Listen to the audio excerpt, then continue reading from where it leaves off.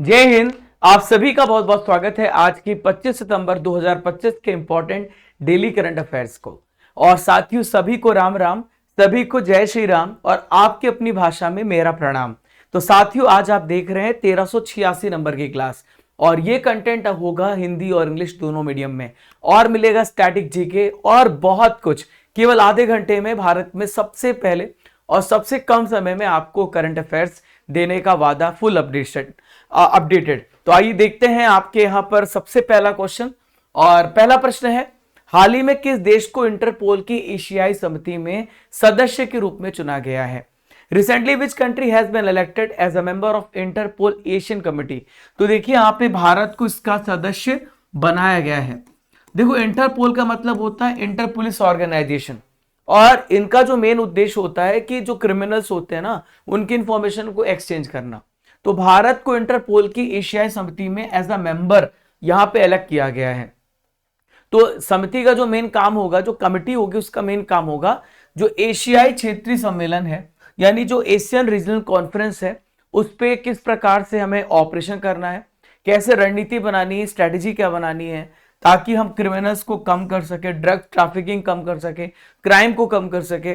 इसका उद्देश्य यही है। ठीक है, तो से यहाँ पे जो समिति होगी वो यहाँ पे रीजनल सिक्योरिटी, टेररिज्म, साइबर जो आजकल अपराध बढ़ रहे हैं और इसके अलावा ह्यूमन ट्रैफिकिंग हो रही, मानव को खरीदा बेचा जाता है और बहुत सारे ऑर्गेनाइज क्राइम होते हैं, ऐसे बहुत सारे जो इश्यूज हैं उस पर सहयोग को बढ़ावा देगी। और भारत की तरफ से सीबीआई यानी जिसे हम कहते हैं सेंट्रल ब्यूरो ऑफ इन्वेस्टिगेशन यहां पर रिप्रेजेंट करेगी। अब मैं आपको इंटरपोल के बारे में बता दूं, इंटरपोल 1923 में बना है। 1956 में इसका नाम इंटरपोल हुआ, पहले इंटरनेशनल क्रिमिनल पुलिस इसे कहा जाता था और लियोन फ्रांस में इसका हेडक्वार्टर है। 195 से ज्यादा मेंबर इसमें देश है। इसका जो मेन फंक्शन है वो पुलिस को आपस में एक दूसरे से जोड़ना है और क्रिमिनल्स के बारे में जानकारी को साझा करना है, टेररिज्म को खत्म करना है, मानव तस्करी को रोकना, साइबर अपराध जो हो रहे हैं उसको कम करना, ड्रग तस्करी, ऐसे बहुत सारे अपराधों पे निगरानी रखना इसका यहाँ पे इंपॉर्टेंस है। अब हम बात करेंगे दूसरे महत्वपूर्ण प्रश्न की। पटना में doctor APJ Abdul Kalam science city का उद्घाटन किसने किया है? APJ Abdul Kalam science city बनाया गया पटना में और यहाँ के जो नीतीश कुमार हैं, हमारे चाचा जी, बिहार के सीएम, इन्होंने यहाँ पे फैसला किया है और यहाँ पे इसका उद्घाटन किया है। तो आप मेरे पीछे देख सकते हैं ये इसका इनॉग्रेशन कर रहे हैं। तो पटना के राजेंद्र नगर में doctor APJ Abdul Kalam science city का यहाँ पे इनॉग्रेशन किया गया है और ये साइंस सिटी 21 एकड़ में फैली हुई है। 1 मार्च 2019 को इसका फाउंडेशन स्टोन रखा गया था और ये जो है आधुनिक विज्ञान के केंद्र में यानी कि मॉडर्न साइंस सेंटर के रूप में इसे स्थापित किया गया है। और दोस्तों इसकी 5 थीमें हैं, गैलरिया में आपको देखने को मिलेगी। जब आप इस पे जाओगे अलग अलग यहाँ पर गैलरीज हैं और उसमें आपको 5 चीजें मिलेंगी। पहला है साइंटिस्ट, दूसरा है सस्टेनेबल प्लैनेट, तीसरा बेसिक साइंस, चौथा है बॉडी एंड माइंड और पांचवा है एस्ट्रोनॉमी इन स्पेस। यहाँ पे गैलरियों में आपको इनकी महत्व के बारे में पता चलेगा। अब मैं आपको बिहार से रिलेटेड करंट अफेयर्स पढ़ा रहा हूं। आप यहाँ पे तस्वीरों में देख रहे हैं ये पहली महिला वीडियो मास्टर हैं और ये बिहार से बिलोंग करती हैं। इनका नाम है मरियम फातिमा। ठीक है, देखिए यहाँ पे पूर्णिया हवाई अड्डा अभी रिसेंटली में इसका inauguration prime minister Modi ji ने किया है। बिहार में पहला क्षेत्रीय कार्यालय खोला गया है एपेडा का। एपेडा का काम होता है एक्सपोर्ट करने का। ठीक है, नेक्स्ट है बिहार में आपको राजगीर में रॉयल भूटान बौद्ध मंदिर का उद्घाटन यहां पर किया गया है। बिहार कैबिनेट ने महिलाओं की नौकरी के लिए महिला रोजगार योजना को अभी हाल ही में अप्रूवल दी है। ठीक है, देखिए बिहार के जो चीफ मिनिस्टर हैं इन्होंने राज्य सफाई कर्मचारी आयोग के गठन की बात करी है और बिहार में 10वीं जूनियर राष्ट्रीय रग्बी 7 चैंपियनशिप का अंडर 18 का खिताब यहाँ पे बिहार ने इसको जीत लिया है। तो ये बिहार से रिलेटेड करंट अफेयर्स था जो मैंने आपको बताया है। अगला है हाल ही में लिविंग ब्रिज सम्मान किसे प्रदान किया गया है? Who has been awarded the living bridge award? तो लिविंग ब्रिज अवार्ड दोस्तों दिया गया है यहाँ पे कीर स्टारमर को। कीर स्टारमर कौन है? अभी ब्रिटेन के वर्तमान में प्राइम मिनिस्टर, इसलिए इनको लिविंग ब्रिज का अवार्ड दिया गया है। अब सवाल उठता है कि लिविंग ब्रिज का अवार्ड इन्हें क्यों दिया गया, क्या कारण है? तो लिविंग ब्रिज जो अवार्ड यहाँ पे कीर स्टारमर को दिया गया है ये भारत और ब्रिटेन के बीच में अभी एफटीए हुआ है जिसे कहते हैं फ्री ट्रेड एग्रीमेंट। इस एग्रीमेंट के तहत भारत ना तो ज्यादा टैक्स टैरिफ यहाँ पे लगाएगा अमेरिका यूके पर, ना यूके भारत पे टैरिफ लगाएगा। तो या फिर लगाएगा भी तो बहुत कम लगाएगा। इसीलिए हमने कहा है कि हम दोनों मिलकर के एक दूसरे के देशों में अपने व्यापार को बढ़ाएंगे। तो यहां पर इनका रोल बहुत बड़ा रहा है एफटीए को इंप्लीमेंट कराने के लिए, इसलिए इनको यहां पे सम्मानित किया गया है। तो ये जो सम्मान है इनको हाउस ऑफ लॉर्ड्स में यहां पर एक सम्मान समारोह होगा, लंदन में दिया जाएगा। और ये पुरस्कार इंडिया बिजनेस ग्रुप है उसके द्वारा यहां पर अवार्ड दिया जा रहा है। तो ये पुरस्कार किसी व्यक्तियों को दे सकते हैं या फिर किसी यहाँ पे इंस्टीट्यूट को दे सकते हैं जो भारत और ब्रिटेन के बीच में सहयोग को मजबूत करते हैं। क्लियर है? अब मैं आपको बहुत सारे इंपॉर्टेंट अवार्ड्स बताने वाला हूं 2024-2025। मैं आपको 2 साल के इंपॉर्टेंट करंट अफेयर्स रिवाइज कराने का मैंने फैसला किया है। तो जीपी बिरला मेमोरियल पुरस्कार मिला है डॉक्टर वी नारायण को, जो कि इसरो के 11वें अध्यक्ष हैं।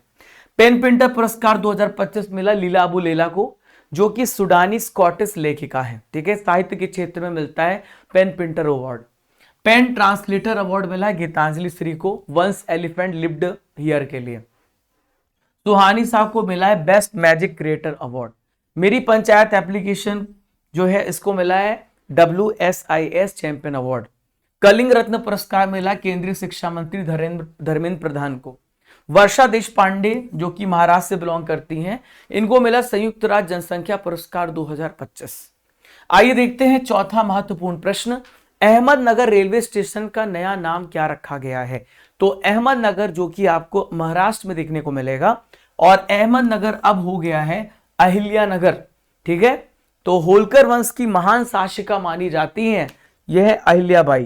तो अहिल्याबाई जी के नाम पर नगर, यहाँ पे जो स्टेशन है ये अहमदनगर से अब हो गया है न्यू अहिल्याबाई होलकर। तो ये नाम यहाँ पे भारत सरकार ने अप्रूवल दिया, मंजूरी दी है।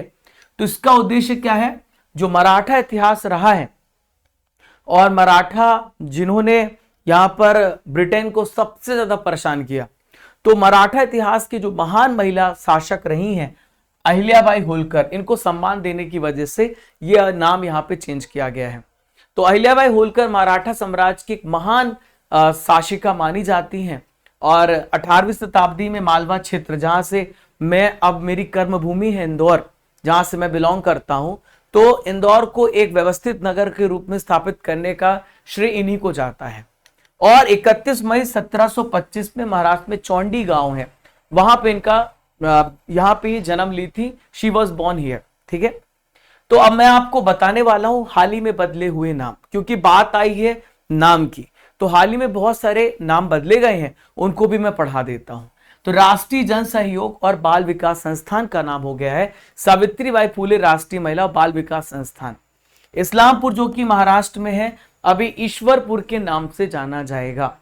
कार्नेग ब्रिज जो कि मुंबई में है अब इसे सिंधु ब्रिज के नाम से जाना जाएगा। बेंगलुरु सिटी यूनिवर्सिटी अब हो गया है doctor Manmohan Singh city university. Mexico की खाड़ी अब हो गई अमेरिका की खाड़ी, फरवरी में इसी साल डिसीजन लिया गया। अरलम वन्यजीव अभयारण्य जो कि केरल में है अब अरलम तितली अभयारण्य के नाम से जाना जाएगा। पचमढ़ी वन्यजीव अभयारण्य, पचमढ़ी वाइल्ड लाइफ सेंचुरी हो गई राजा भभूत सिंह अभयारण्य। गया जो बिहार में है अब इसको गया जी के नाम से जाना जाएगा एज अ सम्मान में। जो खुलताबाद महाराष्ट्र में अब हो गया रतनपुर। राष्ट्रमंडल खेल महासंघ राष्ट्रमंडल खेल हो गया है। जोमेटो अब इटर्नल लिमिटेड के नाम से जाना जाएगा। और करीमगंज जिला जो कि असम में से श्री भूमि के नाम से जाना जाएगा। तो ये सारे बदले हुए नाम मैंने आपको एक ही शॉट में बता दिए।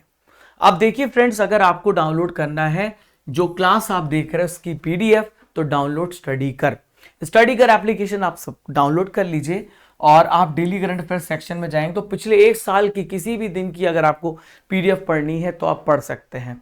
आप यहाँ पे टेस्ट सीरीज में जाएंगे तो रेगुलर यहाँ पे फ्री टेस्ट दे सकते हैं जो आप करंट अफेयर्स पढ़ रहे हैं, और स्टैटिक का भी टेस्ट दे सकते हैं। यहाँ पे प्रीमियम कोर्सेस में जाएंगे तो अर्जुन जीएस फाउंडेशन बैच 2024-2025 का 12 महीने का पैकेज, बिहार जी के, ये सब कुछ आपको मिलेगा। आप ई बुक सेक्शन में जाएंगे तो मंथली करंट अफेयर 6 महीने, मैराथन अभी मैंने लिया जो उसका पीडीएफ, और पेड कोर्सेस में जाएंगे तो हमारी पूरी टीम का यहाँ पे कोर्सेस है और टेस्ट पास है जहाँ पे आप बहुत सारे टेस्ट लगा सकते हैं। चैनल पर अगर आप नए हो तो आप मुझे रेगुलर अगर आप देखना चाहते हैं तो सब्सक्राइब कर लो, घंटी वाला बटन दबा दो, पसंद आए तो शेयर कर देना, लाइक कर देना, वरना कोई जबरदस्ती नहीं है। Raja Gupta current affair Telegram channel को जरूर फॉलो कर लेना, जहां पर आपको रेगुलर इंपॉर्टेंट नोटिफिकेशन ये सब मिलता रहता है। ये नंबर सेव कर लो, अगर आपको कोई भी हेल्प चाहिए तो इस नंबर पे आप हमारी टीम को कांटेक्ट कर सकते हो। आइए देखते हैं, पीएम मोदी ने त्रिपुरा सुंदरी मंदिर का उद्घाटन किस राज्य में किया है? In which state did Modi inaugurated the Tripura Sundari temple? तो नाम में छुपा हुआ है किस स्टेट में? त्रिपुरा में है ये। तो त्रिपुरा सुंदरी मंदिर आपको त्रिपुरा में देखने को मिलेगा। यहाँ पे पूजा कर रहे हैं नरेंद्र मोदी जी और यहाँ पे इसका इनोग्रेशन कर रहे हैं। तो त्रिपुरा का गोमती डिस्ट्रिक्ट है, वहां पर उदयपुर, वहां पे 524 साल पुराना एक त्रिपुरा सुंदरी मंदिर है, उसका इनोग्रेशन किया गया है। तो ये मंदिर भारत के 51 शक्तिपीठ है और वहां एक शक्तिपीठ में से इसको भी माना जाता है। तो इसे बनवाया किसने था? तो 1501 में महाराजा धन्य माणिक ने इसे तैयार करा था। तो मंदिर का जो वापस से जीर्णोद्धार किया गया, पुनर्विकास किया गया है, तो एक योजना स्टार्ट करी गई थी, प्रसाद योजना। प्रसाद योजना का जो मेन उद्देश्य था, जितने भी भारत में मंदिर हैं या इंपॉर्टेंट साइट है उनको टूरिस्ट स्पॉट के साथ साथ रिलीजियस स्पॉट बनाना।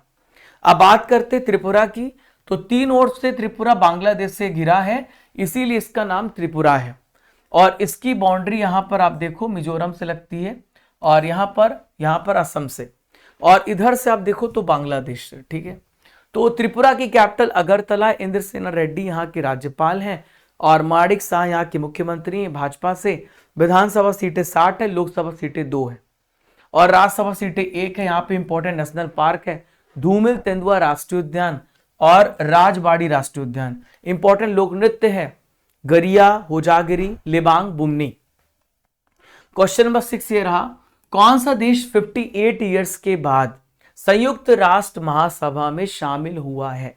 तो संयुक्त राष्ट्र महासभा में 58 साल के बाद सीरिया यहां पे शामिल हुआ है।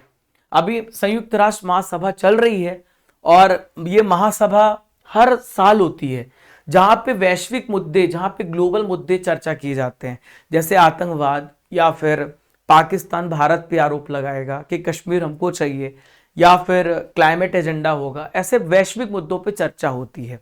तो यूएनजीए में सीरिया ने भाग लिया है और इस बार सीरिया के नए राष्ट्रपति अहमद अल शरा ने महासभा में पार्टिसिपेट किया है।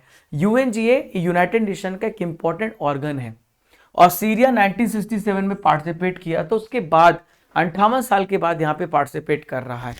तो जो 80 नंबर का यूनाइटेड नेशन जनरल असेंबली का सेशन है, ये 23 सितंबर से स्टार्ट हुआ है और 29 सितंबर तक ये चलेगा। यूएनजीए संयुक्त राष्ट्र के 5 इंपॉर्टेंट ऑर्गन हैं, उनमें से एक ऑर्गन है यूएनजीए। 1945 में इसकी स्थापना हुई है, न्यूयॉर्क अमेरिका में इसका हेडक्वार्टर है, 193 इसके मेंबर है। ठीक है, और यूएनजीए वैश्विक मुद्दों पे चर्चा होती है, प्रस्ताव यहाँ पे कोई भी ड्राफ्ट लाएगा देश मतलब दुनिया के कल्याण के लिए, तो यहाँ पे पारित होता है। अंतर्राष्ट्रीय सहयोग को बढ़ावा देने के लिए बात होती है। अभी 80 नंबर के सेशन के अध्यक्ष हैं एनालेना बेरबॉक, जर्मनी से, अभी न्यूली अपॉइंट हुए हैं, और इसके महासचिव है एंटोनियो गुटरेस। तो 5 इंपॉर्टेंट ऑर्गन यूनाइटेड नेशन के, और ये है महासभा सबसे इंपॉर्टेंट, जैसे दुनिया का लघु पार्लियामेंट भी कहते हैं, मिनी पार्लियामेंट। सिक्योरिटी काउंसिल में 15 मेंबर होते हैं, 5 परमानेंट, 10 यहाँ पे नॉन परमानेंट। आर्थिक और सामाजिक परिषद, trusteeship council, interest court of justice, जो किसी काम का नहीं है, इसको हर देश यहाँ पे नकार देता है, और यूनाइटेड नेशन सेक्रेटरीट। ठीक है, चलो अगला सवाल यहां पर देखते हैं। अगला क्वेश्चन आपके स्क्रीन पर, नेक्स्ट क्वेश्चन आइए देखते हैं। देखिए, किन 3 देशों ने अंतरराष्ट्रीय आपराधिक न्यायालय आईसीसी से बाहर निकलने की घोषणा करी है? मतलब इंटरनेशनल क्रिमिनल कोर्ट से बाहर जा रहे हैं। तो मैंने आपको कहा ना कि लगभग ऐसे देश जो है नकार देते हैं।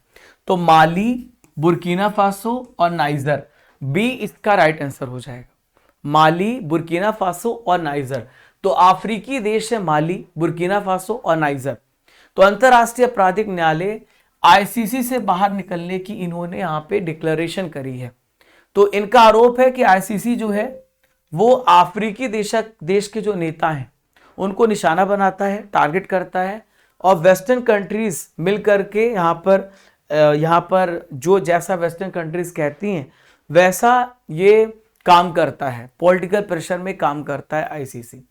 तो ये 3 देश हाल ही में इन्होंने सैन्य शासन के तहत आए हैं और फ्रांस जैसे पूर्व औपनिवेशिक देशों के प्रभाव को कम करने की कोशिश कर रहे हैं। देखिए यहाँ पर बहुत सालों से यहाँ पर मिलिट्री शासन चलता रहा है, तो धीरे धीरे यहाँ पे मिलिट्री शासन से डेमोक्रेटिक की तरफ बढ़ रहे हैं। आईसीसी की स्थापना 2002 में हुई है, ध्यान में रखिएगा। तो इसका उद्देश्य क्या है, जो अगर दो देशों के बीच में किसी प्रकार का विवाद है तो उसको सुलझाना, मानवता के खिलाफ अपराध, नरसंहार जैसे गंभीर मामलों की जांच करना। और आईसीसी का हेडक्वार्टर आपको नीदरलैंड के एक शहर में देखने को मिलेगा। 9वां प्रश्न है, आईटीबीपी के नए महानिदेशक डीजी कौन अपॉइंट किए गए हैं? Who has been appointed as the new director of ITBP? तो आईटीबीपी के नए डीजी बने प्रवीण कुमार। ठीक है, तो अभी मैं आपको वर्तमान में कौन क्या एक और टॉपिक दूंगा जहां पे मैं आपको पूरा अपडेट दे दूंगा। तो पवन कुमार बजंथरी ये क्या बने हैं? बिहार में बने हैं। बिहार के यहाँ पर पवन कुमार जो बजंथरी हैं ये बिहार में एक इंपॉर्टेंट पद पर है, आप बताएं, आपके लिए है। ठीक है, अमित खरे की हम बात कर लें तो अमित खरे जो हैं ये उपराष्ट्रपति के क्या बने हैं? ये सेक्रेटरी बने हैं। ठीक है, और यहां पर साउथ कोरिया, दक्षिण कोरिया में राजदूत बने हैं। तो बिहार पटना हाई कोर्ट के 46 नंबर के ये क्या बने? चीफ जस्टिस बने। ध्यान में रखिएगा, पवन कुमार बजंथरी। तो सीनियर आईपीएस ऑफिसर है प्रवीण कुमार, जो कि भारत तिब्बत सीमा पुलिस, तो इंडिया और तिब्बत के बीच में जो सीमा पुलिस है, वो बॉर्डर है, वहां पे आईटीबीपी है जो हमारे रक्षा करती है, इसके डीजी अपॉइंट किए गए हैं। ये 1991 बैच के असम मेघालय कैडर के ऑफिसर हैं। तो बीएसएफ में विशेष महानिदेशक के पद पर कार्यरत है। ठीक है, आईटीबीपी की बात करें तो 24 अक्टूबर 1962 को इसकी स्थापना हुई है। न्यू दिल्ली में हेडक्वार्टर है, भारत सरकार गृह मंत्रालय के अधीन आता है। ठीक है, और भारत चीन की सीमा की सुरक्षा के लिए इसको लगाया गया है। जब भारत की चाइना से हार हुई थी और हिमालय वाले क्षेत्र में अरुणाचल प्रदेश से लेकर लद्दाख तक 3488 किलोमीटर की जो लंबी सीमा है उसकी रक्षा करने का यहाँ पर जिम्मेदारी आईटीबीपी को दिया गया है। अगला है, इजराइल ने नई मिसाइल रोधी प्रणाली का सफल परीक्षण किया है, इसका नाम क्या है? तो इजराइल ने जो सक्सेसफुली एक डिफेंस सिस्टम का यहाँ पर टेस्टिंग किया है, इसका नाम है आयरन बीम। क्या नाम है इसका? Iron beam. आयरन डोम तो इनके पास पहले से है, जो एक एयर डिफेंस सिस्टम है, किसी प्रकार का हमला होता है तो उससे बचाएगा। तो आयरन बीम जो है ये यहाँ पे सफल परीक्षण किया है इजराइल ने। तो ये प्रणाली दुश्मन की मिसाइल, ड्रोन, मोटार, ऐसे बहुत सारे जो हवाई खतरे हैं, उन सभी खतरों को लेजर किरणों से ये यहाँ पे नष्ट कर देगा। आप यहाँ पर देखो, यहाँ से लेजर निकलेगी और लेजर इतनी ज्यादा पावरफुल होगी ना कि चीर के निकल जाएगी, काट के निकल जाएगी। तो आयरन बीम को इजराइल की रक्षा कंपनी राफेल ने डेवलप किया है और ये जो टेक्निक है ये जो इजराइल की सीमाओं पे लगाई जाएगी ताकि दुश्मन का कोई भी मिसाइल अटैक होता है या किसी प्रकार का कोई भी अटैक होता है तो ये यहाँ पे उसे क्या करेगा? काउंटर करेगा, सुरक्षा देगा, मजबूती देगा। ठीक है, अब बात कर लेते हैं इजराइल की। तो आप देखो यहाँ पे ये इजराइल है और इधर इजिप्ट है, इधर जॉर्डन है, सऊदी अरब है, सीरिया है और इधर आप देखो वेस्ट बैंक है, ये ग्रीन कलर में गाजा है।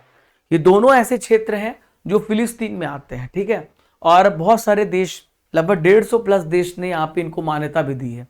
तो यरूशलेम इसकी कैपिटल है और इजरायली न्यू शेकल यहाँ की करेंसी है और ये मध्य पूर्व भूमध्य सागर के पूर्वी तट पर स्थित इजराइल है। अगला है, किस भारतीय मंत्री ने मोरक्को में टाटा एडवांस सिस्टम के रक्षा प्लांट का उद्घाटन किया है? तो कौन से यहाँ पे मिनिस्टर हैं जिन्होंने टाटा एडवांस सिस्टम का डिफेंस प्लांट मोरक्को में स्थापित किया है? तो राजनाथ सिंह, सी इसका राइट आंसर है, भारत के रक्षा मंत्री। तो आप भारत के रक्षा मंत्री को आप देख रहे हो, ये इनोग्रेट कर रहे हैं मोरक्को में Tata advance system limited TASL। यहां पर रक्षा उत्पादन का उद्घाटन किया है, यानी रक्षा उत्पादन डिफेंस मैन्युफैक्चरिंग प्लांट बनाया है। यहां पे जो रक्षा उपकरण बनाए जाएंगे, तो भारतीय निजी रक्षा कंपनी ने यहां पर पहली बार अफ्रीका महाद्वीप में अपना खुद का यूनिट बनाया है और हम यहाँ पे अपना वेपन्स बनाएंगे और हम सप्लाई करेंगे अफ्रीका के देश अलग अलग जगहों पे। ठीक है, और इससे हमको क्या मिलेगा, पैसा मिलेगा, और हम यहाँ पे दूसरे देशों को एक्सपोर्ट करेंगे। तो हम यहाँ पे क्या बनाएंगे, ड्रोन बनाएंगे, हम यहाँ पर बहुत सारे जो टेक्निकल प्रोडक्ट्स हैं उसका निर्माण करेंगे।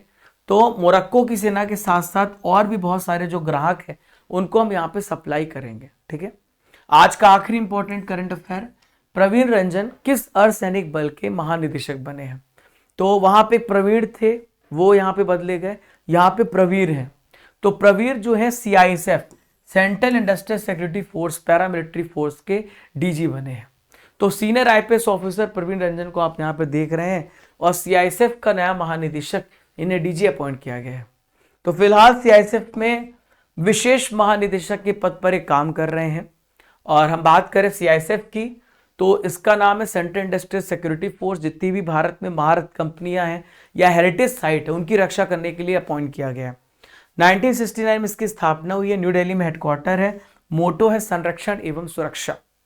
और जितने भी भारत में न्यूक्लियर प्लांट्स हैं, जो स्पेस सेंटर्स हैं और एयरपोर्ट्स हैं और बंदरगाह हैं, हेरिटेज साइट हैं और नवरत्न महारत कंपनियां हैं, उन सब की सुरक्षा CISF देती है।